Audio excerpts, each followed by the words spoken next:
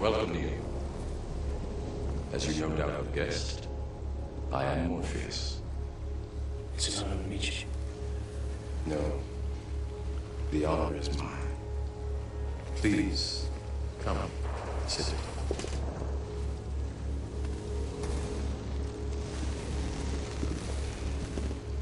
I imagine that right now you're feeling a bit like Alice. Tumbling down the rabbit hole. You can say that. I can see it in your eyes. You have the look of a man who accepts what he sees because he is expecting to wake up. Ironically, this is not far from the truth. Do you believe in fate? No. Why not? Because I don't like the idea that I'm not in control of my life. I know exactly what you mean.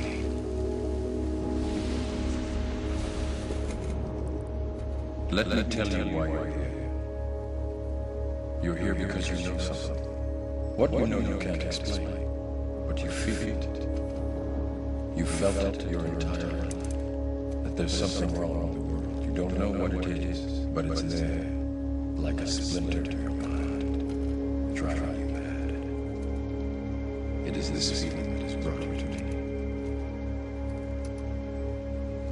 Do you know what I'm talking about? The Matrix. Do you want to know what it is?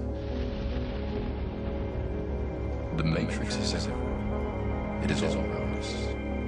Even now, in this very room. You can see it when you look out your window, or when you turn on your television. You can feel it when you go to work, when you go to church, when you pay your taxes. It is a world that has been pulled over your eyes to blind you from the truth. What truth? That you are a slave, Neo. Like everyone else, you were born into bondage, born into a prison that you cannot smell or taste or touch. A prison for your mind.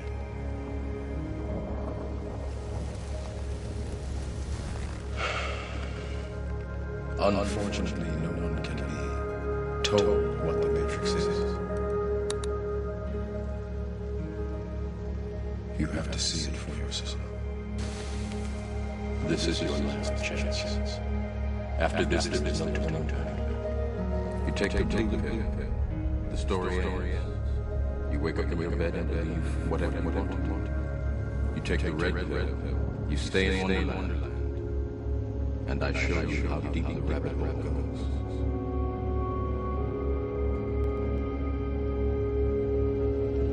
Remember, all I'm offering is the truth, nothing.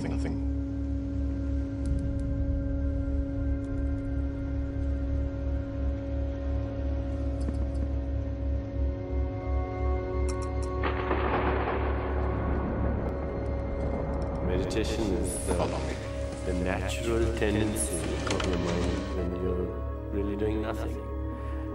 If you sit down, close your eyes, and do absolutely nothing, after a while your mind will settle down and go to its natural state, which is one of silence. So it happens spontaneously when we are not trying to do anything. It's the natural state of your mind to be where it is.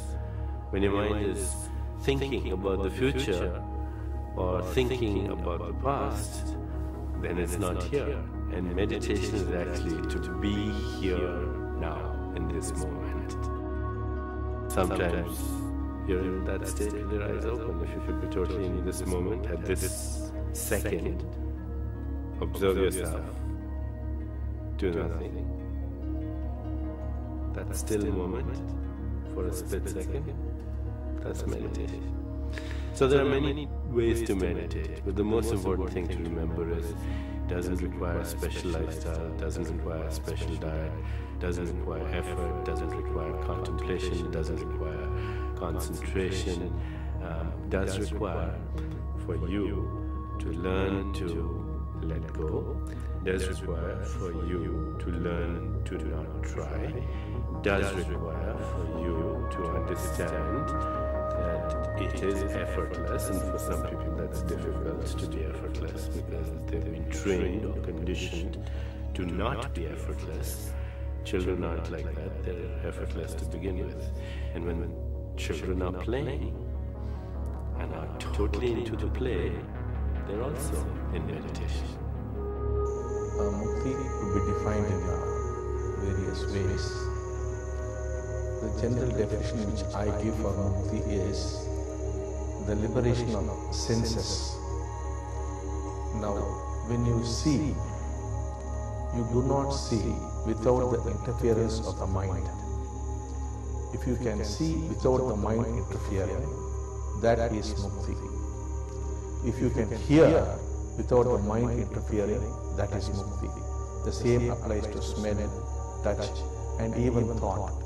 Thought also can be observed without your getting involved with the thought. Now what's happening is, when you are thinking, you think you are thinking. But it is actually possible to see thoughts flow as though they are independent of you. This is a physical reality. Actually, you can see thoughts. Any kind of thought would be coming into you and would be going out of you, and you can watch them. So, this is the state of Mukti. That is the complete liberation of the senses from the control of the mind.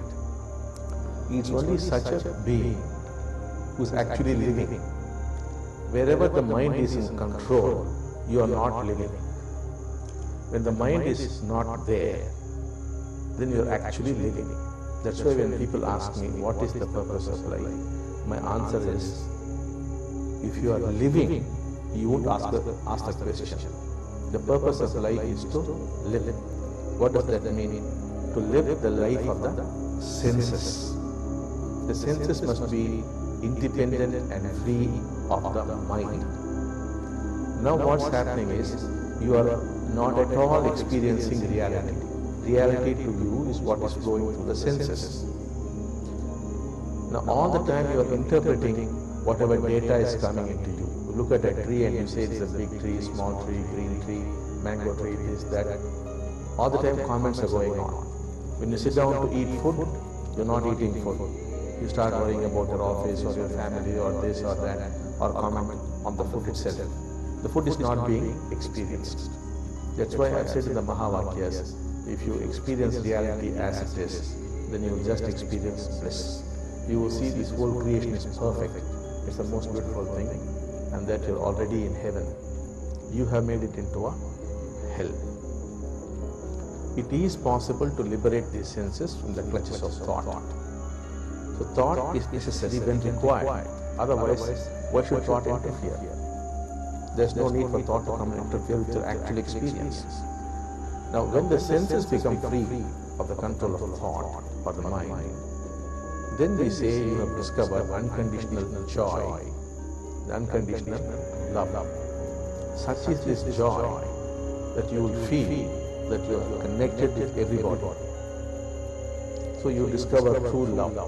So this true love and this true joy are not separated, they're all one and the same. And this is a natural occurrence. That is what you are designed to be. That is what a human being is supposed to experience all the time. Since you do not experience that, your lives have become miserable.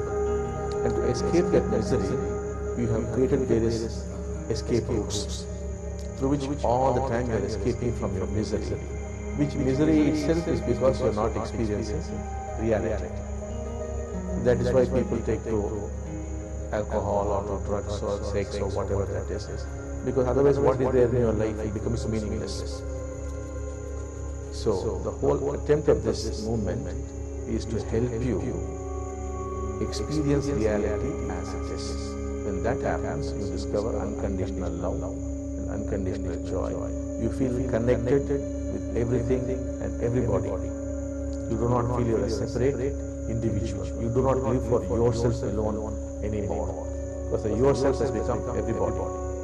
you live for the sake of humanity. This is not a concept or some imagined thing. This is a day-to-day reality once you become enlightened or you become a mukta. And thousands of people have already got into this state. And even right now there are a few people sitting here who are in this state.